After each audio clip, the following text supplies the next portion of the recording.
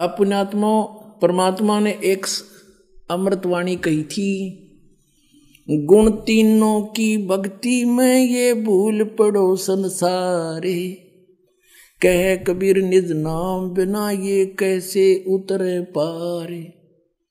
तीन देव की जो करते भक्ति, उनकी कदे ना हो वह मुक्ति। इस बात का झगड़ा रहा करता मालिक साची कहा करते, हमारे वो झूठे गुरु भगवान का विरोध किया करते और कराया करते, जिसका खामियाना आज तक हम भोगते रहे। हमारे पूर्वज भूत बढ़ गए। गीता जी में 9वें अध्याय के 25वें श्लोक में कहा, जो भूत पूजेंगे वो भूत बनेंगे। भूत पूजा कौन सी? श्राद्ध निकालना, 13वीं करना, वर्षोद्धि करना, छमाही करना, फिर वहां गंगा में गति करवा के आना, पिंड भरवाना, ये सारी भूत पूजाएं थी।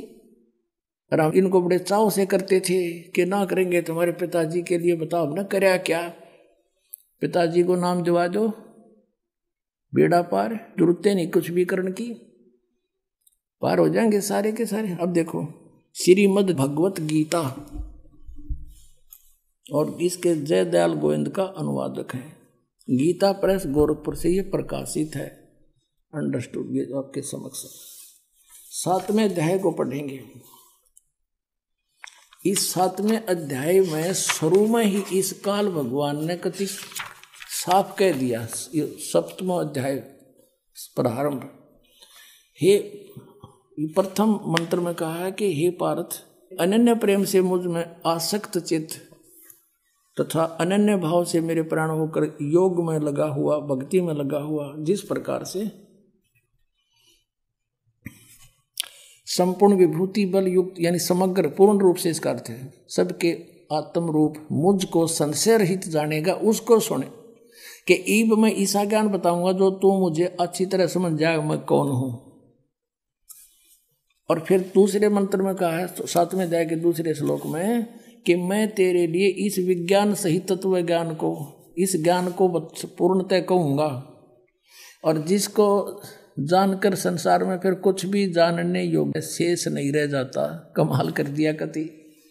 अब देखो, अब हम इसी के 12वें श्लोक से शुरू करेंगे, 7वें अध्याय के 12वें श्लोक से। अब यहाँ कहता है, ये गीता ज्ञानदाता और भी जो सतगुण से उत्पन्न होने वाले भाव हैं, सतगुण से सतीथि, रजगुण से उत्पत्ति, तमोगुण से संहार, तो सतगुण से होने वाले भाव हैं, और जो रजोगुण तथा तमोगुण से होने वाले भाव हैं, उन सब को तो मुझसे ही होने वाले हैं ऐसा जान, परंतु वास्तव में उनमें ये मैं और वे मुझ में नहीं है। अब इसने स्पष्ट किया है, जैसे आपने श्री शिव पुराण में पढ़ा 9वें अध्याय के लास्ट में 110 पृष्ठ पर, गीता प्रेस गोरखपुर से प्रकाशित में, कि इस प्रकार तीनों देवताओं में गुण है परंतु शिव गुणातीत माना गया। ये काल कह रहा है, गीता बोल रहा है वो, कि मैं उनमें नहीं हूं और ये तीनों देवताओं में गुण हैं। अब देखो 13वें में, गुणों के कार्य रूप सात्विक, राजस और तामस, इन 3 प्रकार के भावों से यह सारा संसार प्राणी समुदाय मोहित हो रहा है। इन तीनों गुणों से परे, यानी ब्रह्मा विष्णु महेश से अलग जो मैं हूं, काल ब्रह्म, मुझ अविनाशी को नहीं जानता। इन तीनों देवताओं के ऊपर मुझे नहीं जानते, ये इन्हीं की पूजा करते रहते हैं। अब 14वें श्लोक में 7वें अध्याय के, इसमें क्या कहा है, क्योंकि यह अलौकिक अर्थात अति अद्भुत त्रिगुणमयी मेरी माया, रजगुण ब्रह्मा, सतगुण विष्णु, तमगुण शिव जी के द्वारा फैलाया गया जाल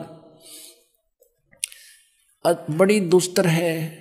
ये माया बड़ी खतरनाक है, और जो पुरुष मुझको निरंतर भजते हैं, ये ब्रह्म कहता है, जो मेरी भक्ति करते हैं वो माया का उल्लंघन कर जाते हैं, वो ब्रह्मा विष्णु महेश की पूजा नहीं करते, इनसे ऊपर उठ जाते हैं।